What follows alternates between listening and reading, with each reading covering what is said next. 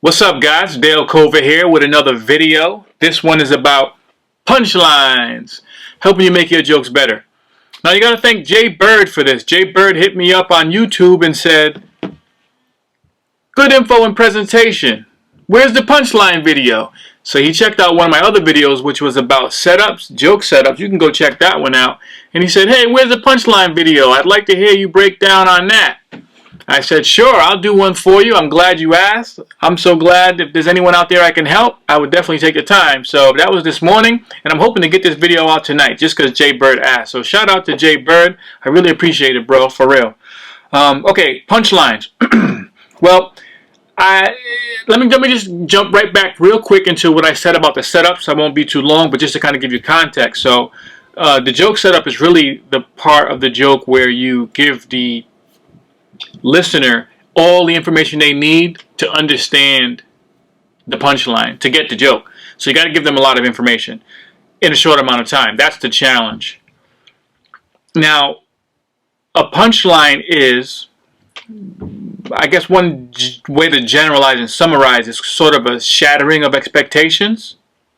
For example, let's take the old classic, I flew in from LA today, and boy are my arms tired. So you see, the setup was, I flew in from LA today, and that was all the information you need. I flew in from LA today.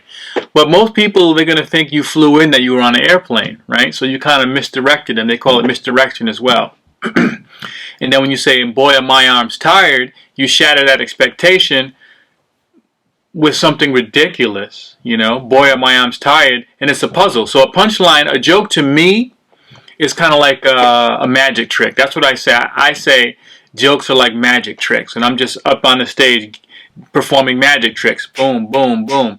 And you know, when people are watching magic, they're always sitting there looking, trying to figure out the magic and how it happened, and they appreciate it when they're amazed. And I think when people look at your jokes, they're doing the same thing. They're actually trying to figure out the jokes, because the joke is like a puzzle. And I look a lot into the technical, or should I say psychological aspect of joke writing. And I had read a book a long time ago, and they put it in terms of that. And it was just saying how a punchline is like a riddle. And with this gentleman, I forget the book, sorry, but this gentleman was saying that the degree of difficulty in figuring out the punchline will give you is related to the degree of appreciation and laughter that people will express. For example, if I tell you a joke, a funny thing happened to me today. I just flew in here from LA, and boy, are my arms tired. You're like, okay, he's not talking about a plane. He's talking about he's a bird. Oh, I see. That was clever. Ha ha ha ha. You like it because it was clever. You figured it out. It's kind of funny. That guy's cool to come up with something like that, right? That's why people enjoy comedy, because they like the puzzles. Now, the more difficult the puzzle, the bigger laughter you're going to get, because it's more complex, and it's the same thing, but it's like, man, where did he go with that? Oh, I figured it. And when you figure it out, you're like, oh, you see what I'm saying? It's like a bigger, like the boy on my arm tired. It's like, oh, but a really good, clever joke makes you say, oh, right? Because you really had to figure it out, and you get you have. It invokes a larger, greater appreciation, therefore a bigger laugh. And the reason why people laugh is because laughing is social. You're communicating to someone else. Because, you know, if you're watching TV by yourself, you don't necessarily have to laugh. Some people do, but you don't really have to laugh, right? Because you can appreciate it yourself. You're watching TV, watching a sitcom, you're like, that was funny, that was clever, I like that. But if you're with your friends, you're kind of communicating, saying, that was funny, did you get it? You know, no one likes when you're like, hey, did you get it? You get it? You don't do that. That's annoying. But you laugh. You laugh to so they all know that you got the joke. Even though maybe it was a simple, or maybe it was a complex joke. If it's a real complex joke, you laugh louder to let them know that you got that complex joke. So it's all like a social thing. It's really interesting, this when you get into the psychology of jokes and laughter and stuff like that. And that's one of the things that has me intrigued. I like to approach it that way. It's pretty cool. So anyway, So that's what a punchline is. A punchline is the conclusion of a joke that completes the picture. And when if it's exaggerated, and for hyperbole, like you can say, oh, it was 100 miles, or you can say it was 10,000 miles. You know, you're exaggerating, you're making something ridiculous, a ridiculous conclusion. And so that's really what the punchline is. But okay, but let me when we talk about how do you apply that. Okay, so that's the theory. You can go up and kind of take some of those pointers that I told you, and maybe go and think about it and read a couple other things and kind of come to some understanding for yourself of what that means, right? But let me talk about how to apply it. I guess, you know, over the year since I've written since I put out that first video that talked about setups, I've done a lot, learned a lot. And one thing I can add now to punchlines is, besides what they are and the psychology behind it, which is cool, but it's how to deliver them. Okay, one of the first things you want to do when you're delivering a punchline is you want to sell it. You want to sell. You want to live it. You want to believe in what you're saying. And so I think for me, for example, one of the things that made me successful as a comic, and I judge success by my own criteria, right? We all have our own idea of success. One of the reasons why I felt comfortable and I felt good about doing what I was doing, and I felt like I was gaining momentum and headed in the right direction. One of the things that I was able to do early on is go out there and deliver my jokes as if I've been doing it for 10 years, 20 years. You know, even if I was nervous in the beginning, etc., when I hit that stage, I let it all out. Now, I can tell you, you know, when I first got started, internally, I had a million things going on in my head.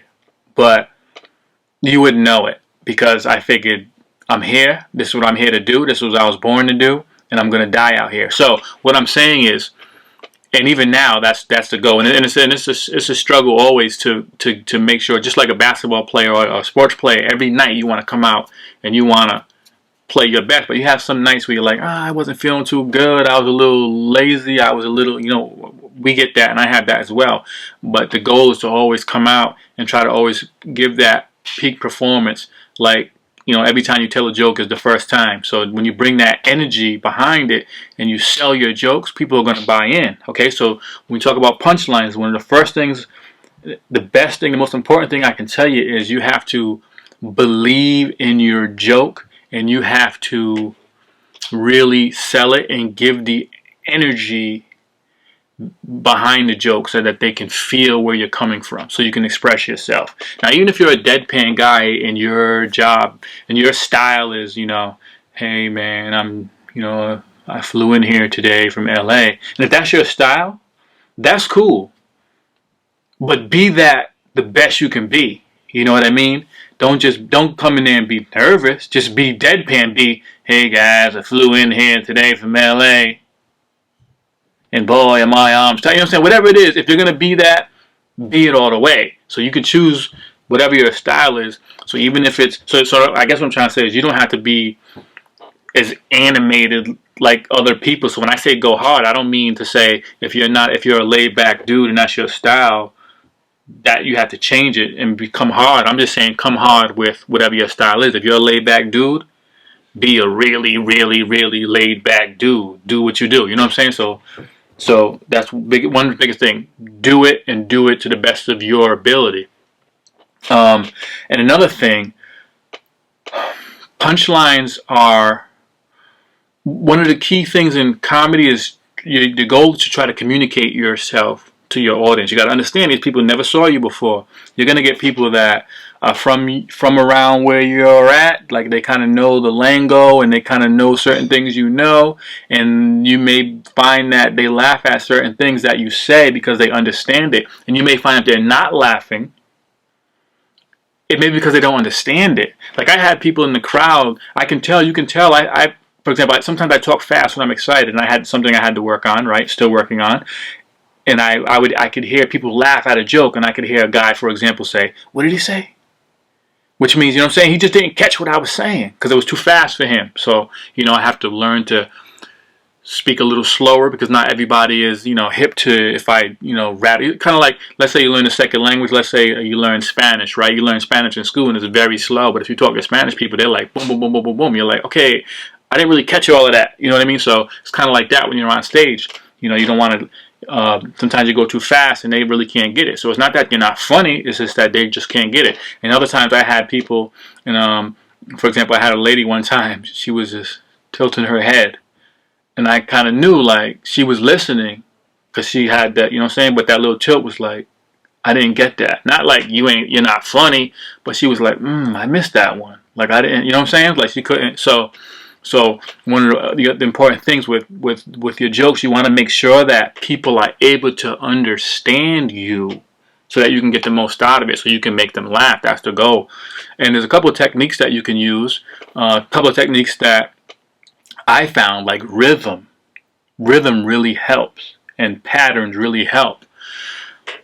For example, let's say music, like a cadence in music. When people they have bars like 1, 2, 3, 4, 5, 6, 7, 8. You know what I'm saying? And then 1, 2, 3, 4, 5, 6, 7, 8. That's a pattern, right? So like if you're rapping, it's da da da da da da da da da da.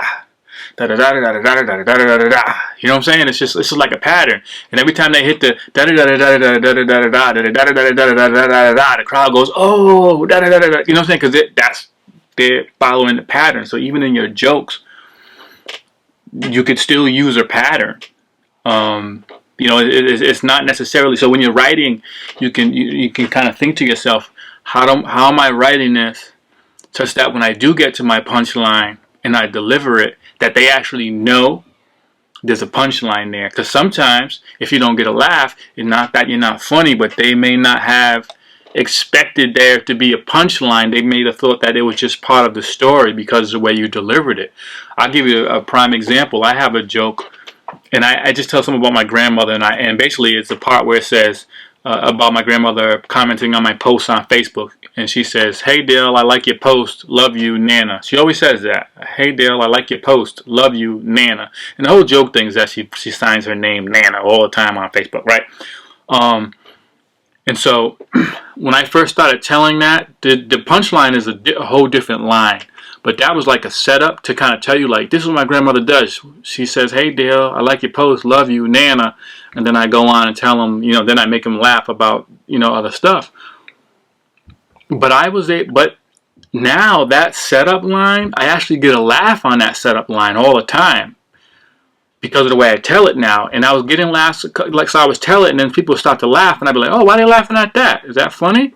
So then I started turning that into sort of a joke in itself. So for example, I started saying, my grandmother says, "Hey Dale, I like your post, love you, Nana." You see what I'm saying? Love you, Nana. And when I hit Nana, when I say Nana, everybody start laughing. So now that's a joke now, because as long as they're laughing, it's a joke, right? I love you, Nana. And then I started, and this happened by accident. I was on stage one time, and I was getting a little more comfortable with the joke because I told it a few times, and I started sidestepping. I was like, "Hey Dale, I like your post, love you, Nana." You know what I mean? So it's me telling it in a rhythm, right? Like we talk, like this 1, 2, 3, 4. "Hey Dale, I like your post, love you, Nana." You know what I'm saying? So it's the rhythm there. Plus, I'm also giving them the visual cue. I'm giving the visual cue because I'm stepping 1, 2, 3, 4, right? I'm stepping, boom, boom. So all this is like from psychology. I'm showing them where the punchline is and where I'm going. I'm teaching them how to laugh at my jokes. So I guess you don't even think of a punchline as just a word. Think of a punchline as a combination of things. It's your words because you're telling jokes. It can be, like I said, your rhythm, because that's helping the people to understand where you're coming from. Because, like I said, there's people from wherever. They may not know what your style is and how you like to deliver things, but you put them into a rhythm, and then they're gonna get it. They're gonna say, "Oh, I get it. I get this dude. I see where he's at. I like his style. I can keep up." And then, you know what I'm saying? So you rock them into a rhythm, and then giving the visual cues teaches them. So the jokes are more than just words. So that's what I guess the value I can give in this video. Punchline is more than just words. It's your words. It's your feeling that you got to put into it. It's your visual that you're giving to them to guide them. It's your actions. And if you put all those together, you can really, people are going to laugh. People are going to laugh because they're taking all these visual cues. And the more you can give them, to understand, the better off you're going to be. All right, so think of a punchline like that. And a punchline doesn't necessarily have to be a word, right? Because a punchline can be a gesture, right? Because I have a joke where I talk about, for example, I'll just say this. Let's go back to the example that we had where he said, I just flew in here from LA today, and boy, my arm's tired, right? See the visual? You could do that. Because I could say, boy, my arm's tired, and maybe someone in the crowd may be like, I don't get it. But if I say, boy, my arm's tired, then, you know, I may be able to, with two clues for him, may be able to, you know, put it together for him. But sometimes a punchline could just be a gesture. A gesture could just be like, you know, something like a face. Like, I have a joke where my kid says something to me, and I'm kind of saying, hey, that's a kind of a crazy question that the kid's asking. And what I was doing before, you know how you make a face like what is it like? Like, I don't know what to tell him, you know, that kind of face, like, I don't know what to tell him. And so when I first started doing that, I would make the I don't know what to tell him face, but I would do it, and then I would explain to them what my response was. So I would go into my punchline. I would be like, I don't know, son. You know, I don't know, son. So I would just boom, boom. But then I noticed if I just did this and just waited and kind of made it feel like this was a time for a punchline, they would laugh at that, which is cool because all you want is laughs, right? So I would say they would laugh at it because they know that I'm saying like, what the heck, son? Because they could see it in my face. So that's the punchline. So I get that little laugh. It's not a huge laugh in that instance, but I get that laugh. And then I go on and tell them the real punchline that I wanted to tell them. And then I get the real laugh I wanted. So now I get two, right? So a punchline doesn't have to be a word. It could just be a gesture, you know. But like I said, it achieves the same thing. It wraps up the thought. It solidifies your point.